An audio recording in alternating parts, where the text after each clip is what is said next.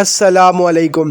اس وقت لاکھوں لوگ افغانستان کے اندر افغان فائٹرز جو کہ پاکستان کے بارڈر سے واپس گئے ہیں ان کا بہت زیادہ استقبال کر رہے ہیں۔ یہ بہت عجیب صورتحال ہے کیونکہ آج تک کبھی بھی افغانستان کے اندر اس طرح کی اینٹی پاکستان ریلیز نہیں نکالی جاتی تھی۔ لوگ سڑکوں کے اوپر نکل کر پاکستان کے خلاف نعرے لگا رہے ہیں اور ان کی ایک کمانڈ بدر فورسز کو یہ کہا جا رہا ہے کہ ہمیں پاکستان کے اوپر دوبارہ سٹرائک کرنی ہے۔ اس وقت افغانستان کی فوج پاک افغان بارڈر کے اوپر بہت ہائی الرٹ ہے۔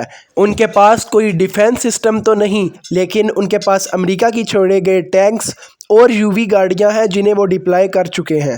افغانستان کے گورنمنٹ آفیشیل کا کہنا تھا کہ پاکستان نے سعودی عرب اور قطر کو کہا کہ وہ افغانستان اور پاکستان کے درمیان ہونے والی جنگ کو روکیں۔ وہ اپنی افغان عوام کو یہ تاثر دے رہے ہیں کہ اس جنگ کے دوران افغانستان کے صرف 9 لوگ ہی ہلاک ہوئے ہیں جبکہ پاکستان کے درجنوں شہید ہو چکے ہیں۔ چین کے اندر موجود افغانستان کے امبیسڈر کا کہنا تھا کہ پاکستان پورے خطے کو ڈی اسٹیبلائز کرنا چاہتا ہے، جبکہ پاکستان کا موقف بالکل واضح ہے۔ ان کا کہنا ہے کہ ہم نے سعودیہ یا قطر، پاکستان اپنی مرضی سے اس جنگ کو روکے گا۔